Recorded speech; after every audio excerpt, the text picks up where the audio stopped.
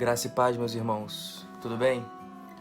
Eu gostaria de fazer uma breve reflexão com os irmãos, acompanhando as devocionais que temos tido nesse tempo. Gostaria que, se possível, os irmãos abrissem as Bíblias de vocês no livro de Mateus, capítulo 14, a partir do verso 23, onde narra Jesus andando sobre as águas.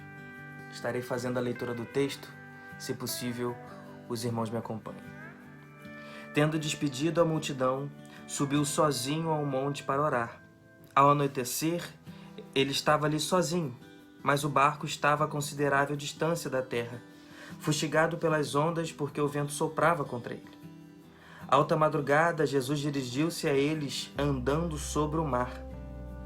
Quando viram andando sobre o mar, ficaram aterrorizados e disseram: "É um fantasma!" e gritaram de medo.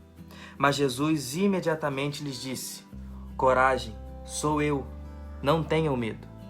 "Senhor", disse Pedro, "se és tu, manda-me ir ao teu encontro por sobre as águas."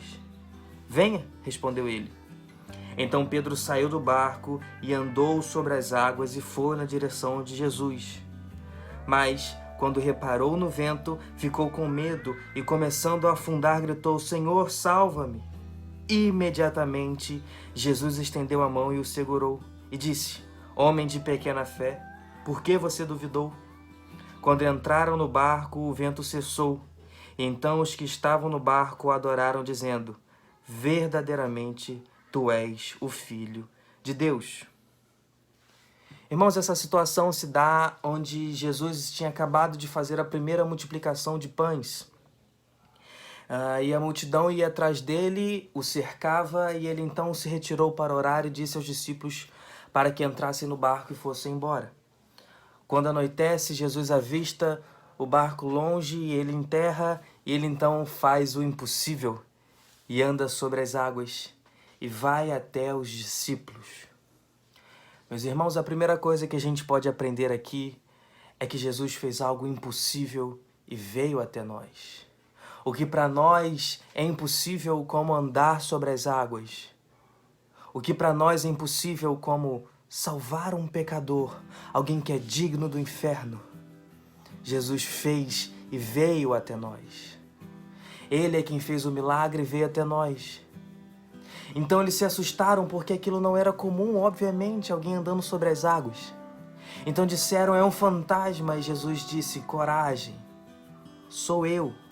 Não tenham medo. Eu, Jesus, o seu amigo que te acompanha." E Pedro, então, o discípulo Pedro, é alguém que gostava de provar as coisas, alguém que era um pouco mais áspero, se podemos dizer assim. Pedro diz então: "Senhor, se de fato és tu, me fazes andar também sobre as águas." Então Jesus responde, simplesmente diz: "Venha." Meus irmãos, Cristo Jesus está de braços abertos para você. Ele diz: "Venha." Então, cativado pela graça e pelo convite de Cristo, Pedro então vai ao mar e começa a fazer o impossível. Começa a andar sobre as águas. O seu foco está em Cristo, ele olha para Cristo, mas o texto narra que quando ele olha o vento muito forte, aquela tempestade ao seu redor, ele começa a desconcentrar-se e afundar. E ele começa a afundar naquele mar, ele fica desesperado e grita: "Senhor, socorro, me salva." E a Bíblia diz que imediatamente Jesus o resgatou. Meus irmãos, devemos manter o foco em Cristo. Devemos saber que é Ele o Senhor a quem servimos, o Senhor a quem adoramos. Ele é o Senhor de nossas vidas. Devemos manter o nosso foco nele, não no caos e no mundo que está à nossa volta. Não devemos manter o foco nas diversidades da nossa vida, nas tempestades das nossas vidas, no vento desconcertante das nossas vidas. Devemos manter o foco em Cristo, o autor e consumador da nossa fé. Devemos manter o foco em Cristo, que nos salva. É o nosso Senhor. Porque assim que Pedro perdeu o seu foco, ele começou a afundar. E Jesus imediatamente o salva, ele estende a mão e tira Pedro das águas. Cristo Jesus é o seu Salvador. Clame, salva-me, Senhor. Socorro, salva-me. Perceba o mundo à sua volta, perceba que você está afundando em seus pecados, perceba que a sua natureza te afasta de Deus. Quando você percebe isso, clame ao Senhor: Cristo, salva-me, me salva, porque Ele tem poder para te salvar e de maneira nenhuma aquele que o Pai deu em suas mãos Ele lançará fora, porque Ele imediatamente há de te salvar. Clame ao Senhor. E sabe qual é o resultado disso? Nós vemos no versículo 33, então os que estavam no barco o adoraram, dizendo: verdadeiramente tu és o Filho de Deus. Cristo leva Pedro ao barco e a tempestade se acalma, porque Cristo está no barco conosco. A tempestade se acalmou, os ventos pararam, porque Cristo estava com eles.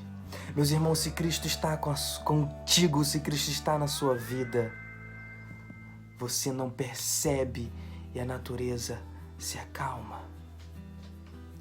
E o reflexo disso é a adoração. O reflexo disso é uma vida de adoração.